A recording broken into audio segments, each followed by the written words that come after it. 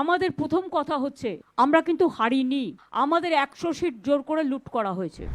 নির্লজ্জতার চরমতম উদাহরণ। আর এবং উনি যে কতটা ক্ষমতা লোভী সেটা আজকে বোঝা গেল। নিজের পাড়ার লোক ওকে চায় না, গোটা রাজ্যের লোক ওকে চায় না, ওর ক্ষমতা চায়। উনি কিন্তু ক্ষমতার মোহে এতটাই উনি আক্রান্ত হয়ে রয়েছেন, এখনো পর্যন্ত ক্ষমতা ছাড়তে পারছেন না, এখনো পর্যন্ত সেই ক্ষমতার মোহে বোধ হয়ে রয়েছেন। ও হারেননি, এই নির্লজ্জ হারের বলে হারেননি। গোটা রাজ্যের মানুষ রিজেক্ট করেছে, কিন্তু তারপরে each and every political party, each and every political leader মন থেকে কেউ বলতে পারবে না যে আমি খুশি নয়, সবাই খুশি।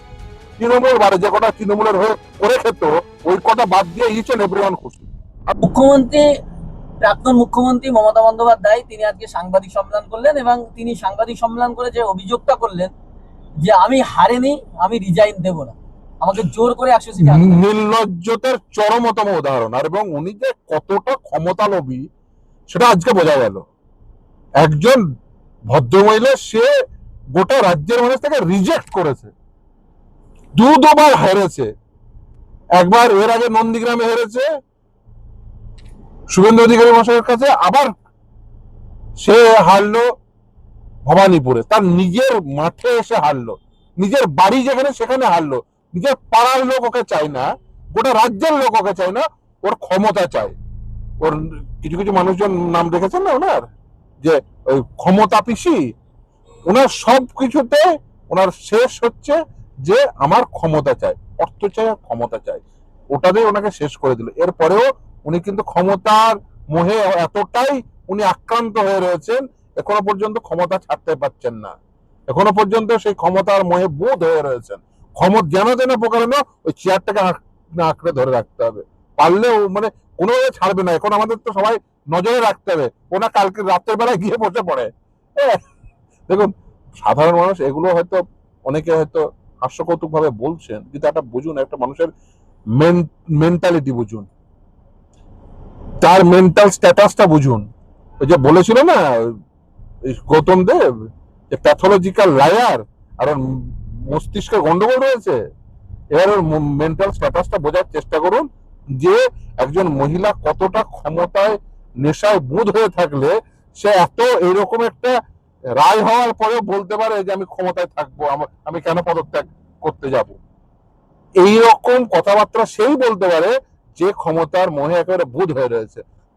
দুর্ভাগ্য, এই ক্ষমতা লোলুপ মানসিকতা, এই এই ক্ষমতার লোভ আজকে পশ্চিমবঙ্গকে এই জায়গায় দাঁড় করিয়েছে। দুর্নীতিগ্রস্ততা সেই কারণে ক্ষমতায় টিকে থাকার জন্য, দুর্বৃত্তায়ন ক্ষমতায় টিকে থাকার জন্য, সমস্ত কিছু ঘটিয়েছেন এই ক্ষমতায় টিকে থাকার জন্য। আর ওনার ক্ষমতা হারেননি, এই নির্লজ্জ হারের বলে হারেননি। গোটা রাজ্যের মানুষ রিজেক্ট করেছে। যে যেখানে দেখেছে শক্তিশালী, যে তৃণমূলের বিরুদ্ধে এই এই দল বা এই প্রার্থী শক্তিশালী, সেখানে গিয়ে তৃণমূলের বিরুদ্ধে ভোট দিয়ে এসছে। এবং এই ভোট তৃণমূলের বিরুদ্ধে ভোট, যে যেখানে শক্তিশালী ছিল। এবার স্বাভাবিকভাবেই দেখুন, ফোর কর্নার ফাইট হয়েছে। আমি বলেছিলাম যে আপনার মনে থাকবে এই রেজাল্টের আগেই, যে মমতা বন্দ্যোপাধ্যায়ের দল, রাজনৈতিক দলটি যেদিন রেজাল্ট বেরোবে, অর্থাৎ গতকালের জন্য বলেছিলাম দুপুর 4টের পরে, বিকেল 4টের পরে দলটি থাকবে না, অস্তিত্ব থাকবে না। আপনি গতকালই দেখবেন, আমি একেবারে গোটা কলকাতার বিভিন্ন অফিস দেখেছি, তৃণমূলের কোনো অফিসে কেউ ছিল না। আর আজকে আপনি চলে যান যে কোনো পাড়ার যে কোনো অফিসে, তৃণমূলের পার্টি অফিসে একজন লোক পাবেন না। সব তৃণমূলের লোকাল নেতা তোমার বাড়ি ছাড়া, বাড়ি থেকে পালিয়ে যাচ্ছে এমনিতেই। দেখুন, তারা যে অপকর্ম করেছে, সেই অপকর্মের জন্য তারা নিজের ভয়ে পালাচ্ছে। আমি সকলকে আহ্বান করবো, এবং আমি বলতে পারি এই ক্ষমতার পরিবর্তনে অনেক সংযত মানসিকতা দেখিয়েছে সত্যি বিজেপি, সিপিএম, কংগ্রেস, অন্যান্য বিরোধী দলগুলো, মানে তৃণমূল বিরোধী দলগুলো, যাদের দ্বারা যাদের উপর আক্রমণ করেছিল। তৃণমূলের দ্বারা আক্রান্ত প্রতিটি ব্যক্তি সত্যি সংযত।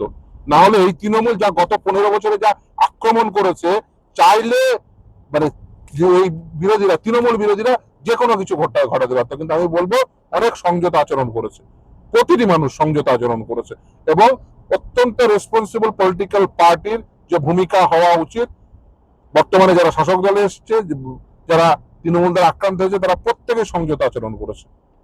তারা কেউ তৃণমূলের, আমি দেখিনি অ্যাজ সাচ কোনো বড় স্তরের নেতা যেভাবে হুমকি দিয়েছেন, এই যে তৃণমূলের সব লোকজন, মমতা বন্দ্যোপাধ্যায় নিজে, অভিষেক বন্দ্যোপাধ্যায় নিজে যেভাবে হুমকি দিয়েছিলেন, এই 12টার সময় দেখে নেবো, 4টের সময় দেখে নেবো, এটা রাজনৈতিক নেতার ভাষণ যে 4টের সময় দেখে নেবো?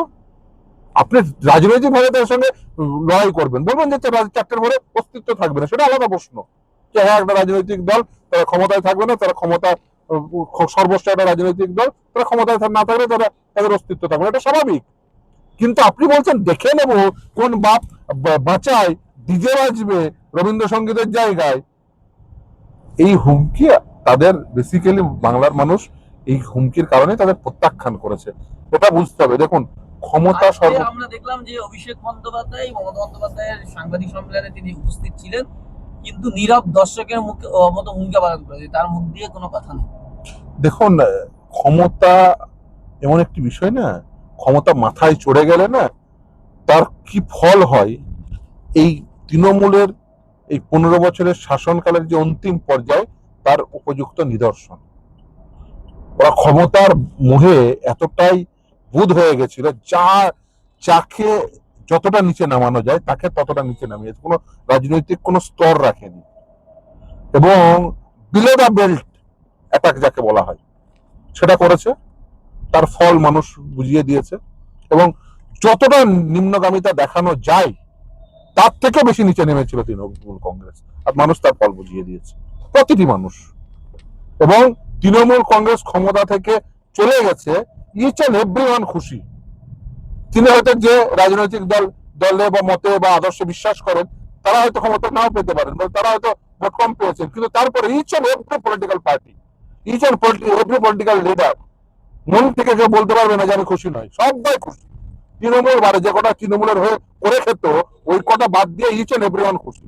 আবার আমাকে আজকে ধরুন আমি কোর্টে সারাদিন ইচ এন্ড এভরিওয়ান এসে বলে গেছে, কেউ প্রণাম করে বলেছে, কেউ এ করেছে, স্যার মানে আমরা অত্যন্ত খুশি যে অন্তত পক্ষে এই জগদ্দল পাথরটা সরেছে। এই যে যা ক্ষতি পশ্চিমবঙ্গের করে দিয়েছে এই গত 15 বছরে, এটাকে সংশোধন করতে, ক্ষতি রিপেয়ার করতে আগামী 25 বছর খাটতে হবে আমাদের প্রত্যেককে। শিক্ষা থেকে শুরু করে, স্বাস্থ্য থেকে শুরু করে প্রতিটি ক্ষেত্রে ভাবুন তো, শিক্ষার পরিকাঠামো ধ্বংস করে দিয়েছে। এবং যে নিম্নগামিতা, যে নিম্নরুচি পরিচয় ওই তৃণমূল কংগ্রেস রেখেছে, অভাবনীয়। এই নিম্নগামিতা আমরা জীবনে কোনোদিন প্রত্যাশা করিনি রাজনৈতিক ভাবে। দেখুন, রাজনৈতিক মত পার্থক্য থাকবে, আদর্শের লড়াই থাকবে, রাজনৈতিক লড়াই থাকবে, ইভেন রাজনৈতিক লড়াইয়ে আমরা হিংসাও দেখেছি। পশ্চিমবঙ্গে যে হিংসা মুক্ত রাজনীতি হয়েছে তা সবসময় সেটা বলবো না, কিন্তু এই নিম্নগামিতা কখনো দেখা যায়নি, কখনো কেউ দেখেনি। তার ফলাফল তৃণমূল কংগ্রেস পেয়েছে।